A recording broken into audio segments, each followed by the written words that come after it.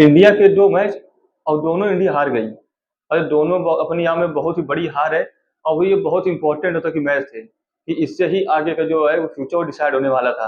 तो चलिए हम लोग सबसे पहले हम लोग स्टार्टिंग से बात करते हैं पूरा। तो सबसे पहले देखो, अगर हम लोग बात करते हैं, इंडिया वुमेन्स पहले हारी थी तो हम लोग उसकी बात ही कर लेते हैं पहले, ठीक है। तो इसके थोड़ी देर बाद जो है इंडिया जो है मेन वाली इंडिया वो हारी है। तो चलो हम लोग बात करते हैं सबसे पहले इंडिया वुमेन्स की। तो सबसे पहले हम लोग बात करते हैं कि दोनों मतलब कि दोनों इंडिया है, जो इंडिया वुमेन्स और इंडिया है, दोनों टॉस जीती। और इंडिया वुमेन ने पहले अपने क्या किया, बैटिंग करने का डिसाइड किया था। तो पहले बैटिंग करने आए। तो स्टार्टिंग में बैटिंग किया, चलो ठीक है।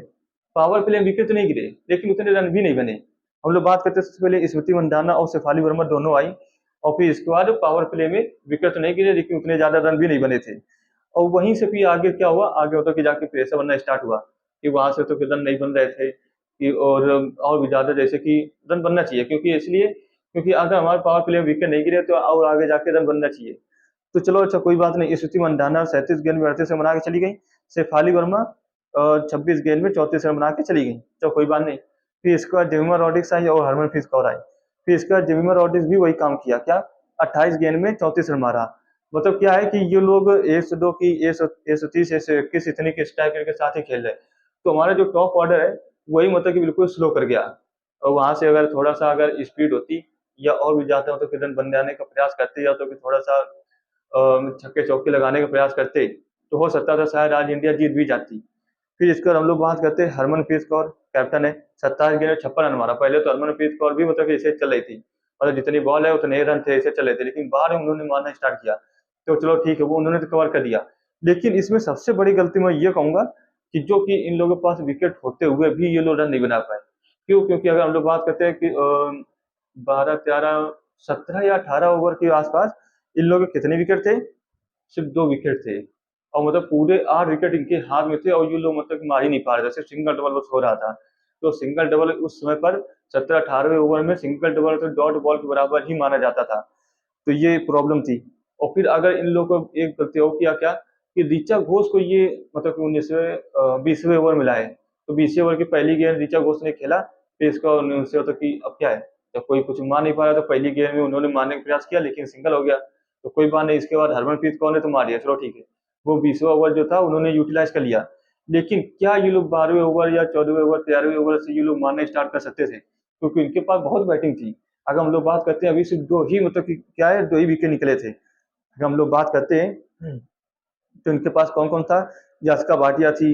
और फिर इसका दादा यादव भी बैटिंग कर लेती ठीक ठाक। और दीप्ति शर्मा, ऋचा घोष, ये सारे लोग अभी बैठे थे पीछे। अगर ये लोग मारने का प्रयास करते तो हो सकता था कि शायद आज इंडिया जीतती। यहाँ पर 170 बने थे, हो सकता था 190 या 195 या 200 तक भी बन जाते तो बहुत ही होता, पर्याप्त होता। वहां से भी ऑस्ट्रेलिया जिंदा जीत पाती। लेकिन यहाँ पे 170 से ऑस्ट्रेलिया तो आराम से जीत गई।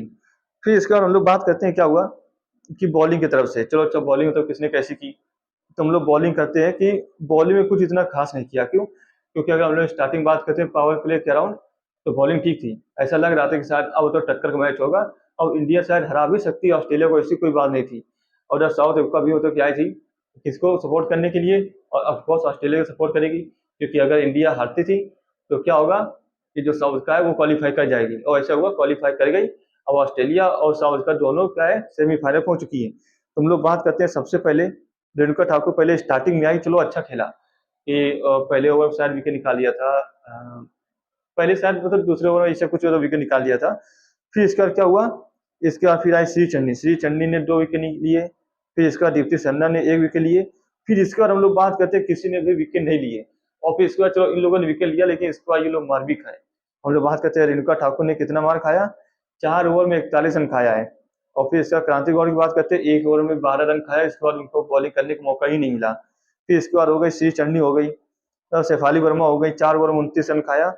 तो ये ऐसा था कि ये लोग लगभग सभी लोग मार खाए। अगर हम लोग बात करते हैं राधा यादव की, 2 ओवर में 24 रन खाया, तो 12 की इकोनॉमी है। लेकिन राधा यादव की हम लोग ये बात करेंगे कि फील्डिंग बहुत ही अच्छी की। अगर फील्डिंग की हम लोग बात करेंगे किसने ज्यादा अच्छी की, तो मैं तो राधा यादव को ही कहूंगा, क्योंकि मैंने देखा कि जहां पे मतलब कि इनको करना चाहिए तो बिल्कुल वैसे ही किया। तो वो देख के तो मजा आया। लेकिन वो मजा आने से कोई फायदा नहीं। क्यों? क्योंकि अब इंडिया हार चुकी है और इंडिया वर्ल्ड कप से बाहर भी हो चुकी है। क्योंकि अब उनके जगह कौन क्वालिफाई कर चुका है, ऑस्ट्रेलिया और साउथ अफ्रीका वुमेन्स। तो यहाँ पे हो गया थोड़ा दुखद समाचार। क्यों? क्योंकि भैया इंडिया जो है वो वर्ल्ड कप से बाहर हो चुकी है। अब ये सपना तो उनका रह जाएगा कि लगातार 2 वर्ल्ड कप जीतने का। तो कोई बात नहीं, ये लोग अभी ट्राई करेंगे, अभी और भी ज्यादा आगे जाके ये लोग खेलेंगे तो आगे तो कि जीत जाएंगे, उसमें कोई बड़ी बात नहीं है। लेकिन वर्ल्ड कप से सेमीफाइनल में न पहुंचना, ये थोड़ी सी मतलब बड़ी बात है, क्योंकि इंडिया जैसी टीम है, जो इंडिया जैसा देश है कि जो कि सेमीफाइनल तक तो पहुंच ही जाता है, तो सेमीफाइनल तक तो एटलीस्ट पहुंच जाना चाहिए था। लेकिन चलिए कोई बात नहीं, प्रयास अच्छा किया। बस मैं यही कहूंगा कि बैटिंग बॉलिंग दोनों में ही ऐसा हुआ है कि ये लोग मतलब कि बैलेंस नहीं बना पाए। स्टार्टिंग में हम लोग बात करते हैं, बॉलिंग तो ठीक हुई, फिर इसके बाद बॉलिंग उनकी भी खराब होना स्टार्ट हो गई। अगर लोग बैटिंग बात करते हैं तो स्टार्टिंग से ही बैटिंग कुछ इतनी खास नहीं हुई है। तो चलिए कोई बात नहीं, ओवरऑल मिला के देखा जाए तो सभी लोगों ने ठीक ठाक परफॉर्मेंस किया है, लेकिन इंडिया बाहर हो चुकी है। तो चलो अच्छा, अब हम लोग बात करते हैं जो कि इंडिया इंडिया का T20 मैच था किसके साथ, इंडिया वर्सेस आयरलैंड। तो ये दूसरा मैच था, और 2 मैच अभी हुए हैं इंडिया वर्सेस आयरलैंड का, और दोनों मैच हार गई इंडिया। अब इनको क्या है, अब इनको ये अपनी सीरीज बचानी पड़ेगी। क्यों? क्योंकि 5 मैच का देखो सीरीज है, और जो कौन आयरलैंड जीत चुकी है। अब अगर 3 मैच में एक मैच आयरलैंड जीत जाती है तो इंडिया सीरीज अपने नाम कर लेगी। क्योंकि अब ज्यादा प्रेशर किसके ऊपर है? इंडिया के ऊपर है। क्योंकि देखो, इंडिया के रेपुटेशन की बात भी होती है कि इंडिया इतनी अच्छी टीम है, अभी वर्ल्ड चैंपियन भैया, लगातार 2 बार T20 वर्ल्ड कप जीत चुकी है, एक बार चैंपियंस ट्रॉफी जीत चुकी है। तो ये सारी चीजें लगातार हम लोग बात करते हैं तो इंडिया जीत चुकी है। अब इसके ऊपर ज्यादा प्रेशर देगा। क्यों? क्योंकि देखो, ये 2 मैच हार गई, ठीक है, अब सीरीज दांव पे लगी है कि 3 मैच में एक मैच अगर ये लोग हार गए तो सीरीज भैया आयरलैंड जीत जाएगी। और फिर इसके बाद क्या है कि इतनी बड़ी टीम होने के बावजूद 2 मैच लगातार आयरलैंड से हार गई, तो ये भी अपने आप में बहुत ही मतलब शर्मनाक तो की हार है, यह शर्मनाक बात भी है। क्योंकि अब हम लोग बात करेंगे कि अड़ोस पड़ोस के जो देश है जो कि क्रिकेट खेलते हैं, अब वो हम लोग के तरह की क्रिकेट टीम के बारे में बात करेंगे। और ये श्रेयस अय्यर की पहला ही मतलब सीरीज था एज ए कैप्टन, और पहले सीरीज में लगातार 2 मैच हारना, ये इनके लिए मतलब कि अच्छी बात नहीं है। हम लोग बात करते हैं सूर्य कुमार यादव कम से कम ऐसी टीम के खिलाफ तो चल जाते थे, और वो चिंगम चबाते चबाते वो कम से कम मैच खत्म कर देते थे। ये तो उनकी बात तो थी। तो चलो हम लोग बात करते हैं सबसे पहले बॉलिंग तरफ से। तो बॉलिंग अच्छी हुई, ऐसी बात नहीं कि बॉलिंग खराब हुई, बॉलिंग इंडिया की बहुत अच्छी हुई। हम लोग बात करते हैं, हर्षदीप सिंह डोखर 2 विकेट ले गए, हर्षित राणा 1 विकेट ले गए, प्रिंस यादव 3 विकेट ले गए, शिवम दुबे 2 विकेट ले गए, और सूर्यान शेड़गे 2 ओवर में 25 रन खाए, वो भी 12.50 के इकोनॉमी के साथ। फिर अच्छा पटेल 4 ओवर में 28 रन दिए। चलो कोई बात नहीं, हम लोग बात करें सूर्यान शेड़गे, इनको पता है किस बेसिस के हिसाब से लिया है कि सूर्यान शेड़गे को तो कि आ जाना चाहिए किसकी जगह, नीतीश कुमार रेड्डी की जगह। अरे कोई बात नहीं, अगर हम कहते हैं कि इनकी जगह और भी किसी को भी मौका मिल जाना चाहिए था, जैसे कुणाल पांड्या हो गए। कुणाल पांड्या भी तो ऑलराउंडर है, वो भी तो बैटिंग कर लेते हैं, और बॉलिंग इनसे अच्छी तो करा लेंगे। तो ये इतना तो मारना खाते कि 2 ओवर में 25 रन खा के 12.50 के इकोनॉमी के साथ। तो ये मुझे नहीं लगता है कि सूर्यान शेड़के के लिए सही जगह थी। और बात करेंगे और मतलब कि बॉलिंग के हिसाब से तो बॉलिंग तो बढ़िया हुई, इसका बैटिंग भी सूर्यान शेड़के ने बहुत अच्छी की। अभी मैं आपको बात आ रहा हूँ अभी। तो हम लोग चलो अब आते हैं बैटिंग की तरफ से। तो बैटिंग करने आए संजू सैमसन और अभिषेक शर्मा, 0-0 पे आउट हो गए दोनों लोग, और पहले ओवर में ही 2 विकेट निकल गए। तो यहाँ से प्रेशर और बढ़ गया। फिर ईशान किशन आए, 11 गेंद में 12 रन बनाया। फिर इसका कप्तान श्रेयस अय्यर, और कप्तान है तो इनको थोड़ा संभल के खेलना चाहिए, क्योंकि कप्तान के ऊपर ज्यादा जिम्मेदारी रहती है। और अगर हम लोग बात करते हैं दूसरे प्लेयर्स के ऊपर, तो दूसरे प्लेयर चाहे कोई बात नहीं है, तो नहीं चले तो लेकिन कप्तान को चलना चाहिए। जैसे इधर हरमनप्रीत कौर चली है, देखिए यहाँ पे दोनों मैच में ये फ्लॉप हो गए। कोई बात नहीं, तिलक वर्मा वाइस कैप्टन है, 46 गेंद में 55 रन मारा, इन्होंने मतलब कि लड़ा तो, लेकिन फिर भी ये मतलब कि आउट हो गए, और इंडिया को बीच पे ही छोड़ के चले गए। मतलब ये दरिया थी, दरिया को मतलब कि पार करने के प्रयास कर रहे थे, लेकिन जैसे ही ये मतलब किनारे पहुंचने वाले थे, बस इन्होंने क्या कर दिया, नाव को डुबा दिया। फिर इसके बाद बात करते हैं अक्षर पटेल की, 18 गेंद में 14 रन मारा है। शिवम दुबे शिवम दुबे थोड़ा सा स्ट्राइक रेट के साथ खेलना स्टार्ट किया, लेकिन 10 गेंद में 20 रन बना के आउट हो गए ये भी। फिर इसके बाद सूर्यान शेड़गी आए, 5 गेंद में 1 रन बनाया है। जैसे मैंने आपको बताया ना, बॉलिंग इतना खराब किया, तो फिर बैटिंग में भी इतना खराब किया। 5 गेंद, ये तो 5 गेंदें खेली, उसमें से 4 गेंद डॉट हुई, और एक सिंगल लिया, तो कोई फायदा नहीं, वो पांचों गेंद डॉट ही मानी जाएगी। कितना? 20 का स्ट्राइक रेट है। और मार कितने के स्ट्राइक रेट के साथ खाया था? 12.50 के इकोनॉमी के साथ। तो एक ओवर में 12 रन, कम से कम 25 रन तो बना ही देते ना, अपना काम पूरा करे थे। तो हो सकता है शायद हर्षित राणा बाद में थोड़ा सा अच्छा खेल के और बना देते। तो यहाँ पे ये प्रॉब्लम थी। फिर इसके बाद कहते हैं हम लोग हर्षित राणा की।